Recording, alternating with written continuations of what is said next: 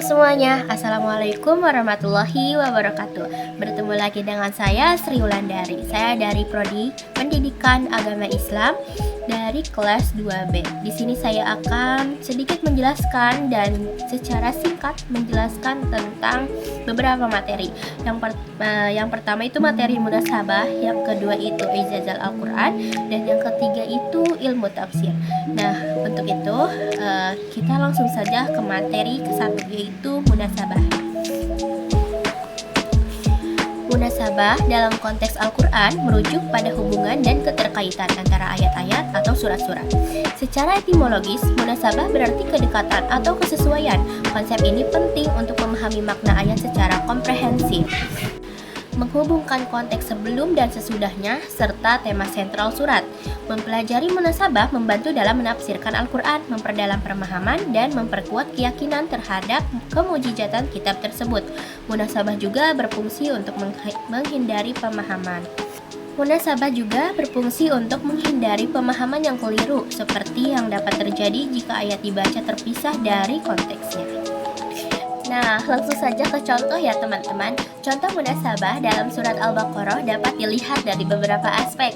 Hubungan, nama, dan isi itu yang pertama ya. Surat ini dinamakan Al-Baqarah karena terdapat kisah tentang sapi betina yang diperintahkan kepada Bani Israel untuk disembelih, yang mencerminkan kepatuhan dan ketaatan kepada Allah. Nah, yang kedua ada munasabah antara ayat. Misalnya ayat 2 yang menyatakan bahwa Al-Quran adalah petunjuk bagi orang-orang yang bertakwa, diikuti oleh ayat-ayat yang menjelaskan karakteristik orang bertakwa dan tantangan yang dihadapi, menciptakan kesinambungan dalam tema.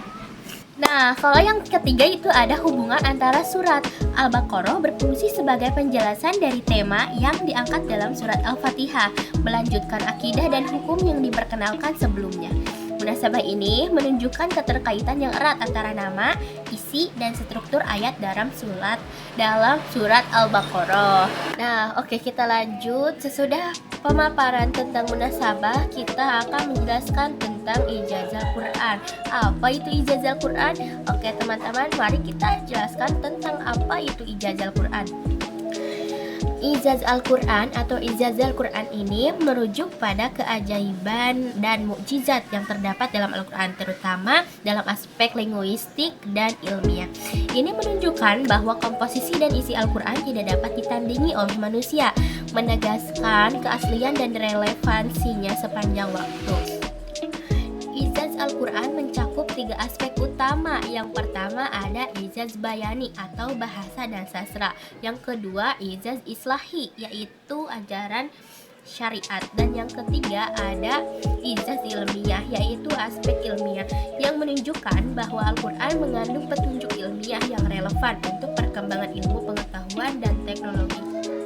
Adapun contoh ijazah Al-Quran yang relevan dengan perkembangan ilmu pengetahuan modern meliputi ada yang pertama deskripsi embrio. Al-Quran menggambarkan tahap perkembangan embrio manusia dalam rahim yang sesuai dengan penemuan ilmiah modern mengenai embriologi.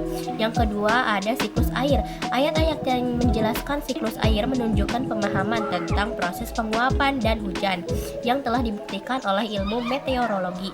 Yang ketiga ada penggerakan planet. Al-Quran menyebutkan pergerakan benda langit yang sejalan dengan pengetahuan astronomi saat ini tentang orbit planet. Yang ketiga ada pergerakan planet. Al-Quran menyebutkan pergerakan benda langit yang sejalan dengan pengetahuan astronomi saat ini tentang orbit planet.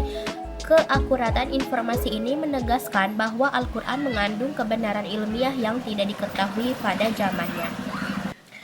Nah, oke, baik teman-teman. Yang ketiga itu ada materi tentang ilmu tafsir. Apa itu tafsir? Tafsir adalah ilmu yang digunakan untuk menjelaskan dan memahami ayat-ayat Al-Quran. Tujuannya adalah agar kita bisa mengerti pesan yang ingin disampaikan oleh Allah melalui wahyunya.